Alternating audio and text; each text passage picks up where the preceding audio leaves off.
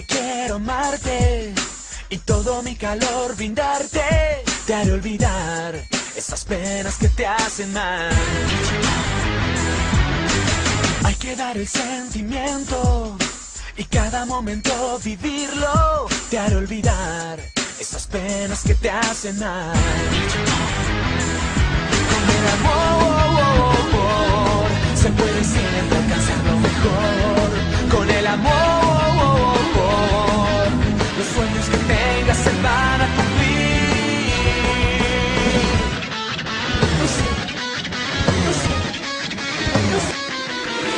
Si tú lo deseas puedes volar.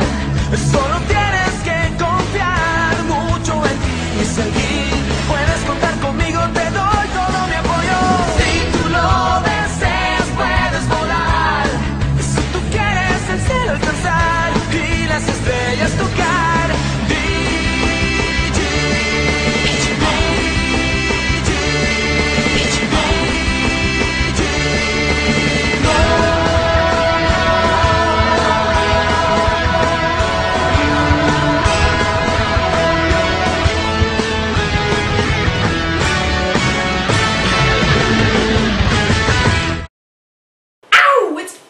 And that means it's Digimon month, boys and girls.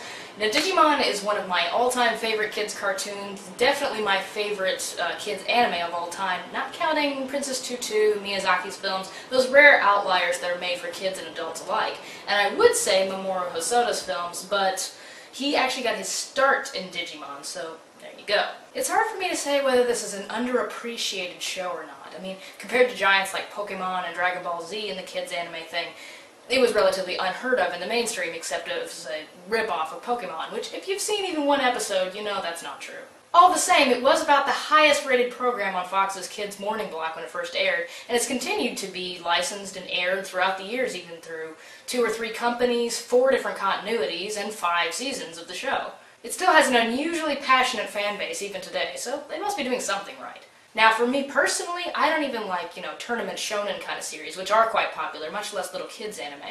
So I think my personal enjoyment from the series, which I revisited recently and found I could enjoy it almost as much as I could when I was a kid, I think it probably stems from 3 things. It actually had a fast-moving plot with high stakes and some fun little twists in there. The characters were distinctive, and they were more like actual kids than action cliches. They had to be accountable to their parents and all this sort of boring stuff. They had fights, but they were generally nice people.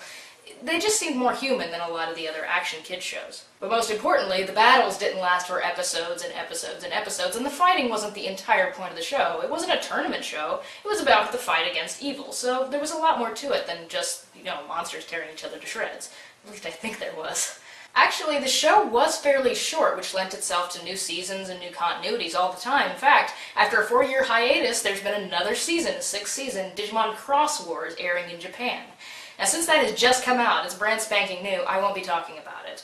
But over the course of August, I will be reviewing the other 5 series, along with some Let's Plays, countdowns, and new lyrics to entertain you guys throughout the entirety of the month. Now, for the point of this video, I got a few things to go over. The reviews for the Digimon seasons won't be like my normal reviews for anime. They'll be a little bit more retrospective and comparative in nature.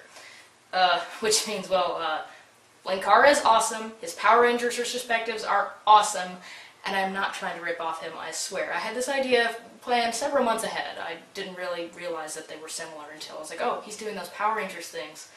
Oh, those are a lot like what I was going to do. So I swear I'm not ripping right off of him. But that being said, like him, I'm going to be talking about the English version of Digimon mostly. I mean, that's what I'm going to be judging.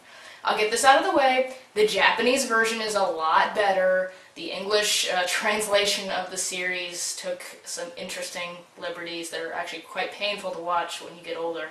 Mostly just adding puns to what should be serious moments or opening up a few plot holes here and there. But I haven't really seen the entire show of Digimon for any season in Japanese, so it wouldn't be fair for me to try and, talk about that. And besides that, most of us grew up with the dub whether we liked it or hated it. And besides, honestly, compared to most other kids shows, yes, Digimon had some edit problems, but compared to what they edit out now, wow, Digimon got away with omnicide, domestic abuse, some blurred Barbie doll kind of nudity, and I mean, they won't let you do any of that now. So I think they did a great job. As the series progressed, the acting got very good for a kid's show. Not so much at the beginning, but as it progressed, the acting got stellar for a little kid's show. And what's more, they kept the spirit of the show alive. They didn't change elements of the story or whatever to dumb it down, or, you know, besides the bad puns, it's pretty true to the original. So I don't feel too bad about watching the English version for Digimon. Still, to make these just a little bit more like reviews, I will be giving star ratings, and this is where a lot of the dissent may pop up. The star ratings for these shows are going to be kind of low, comparatively quite low. In fact, only 2 out of the 5 seasons fall above my line of recommendation, which is this invisible line that runs between 2 stars and 2.5 stars, which is 2.5 is a memorable diversion and 2 is a forgettable diversion. That's pretty much the only difference between them. That doesn't mean I don't like the show just because they're rated low. I adore Digimon, but let's face it, it was created to sell digital pets and action figures and trading cards in Japan, and I'm comparing it to, like, you know, the whole of anime. So, yeah. Still, the show has continued to thrive because, yes, there is something special about it. So look forward to, you know, exploring that little something special with me in the coming weeks as we get ready for Digimon month, guys. Sayonara, bye-bye.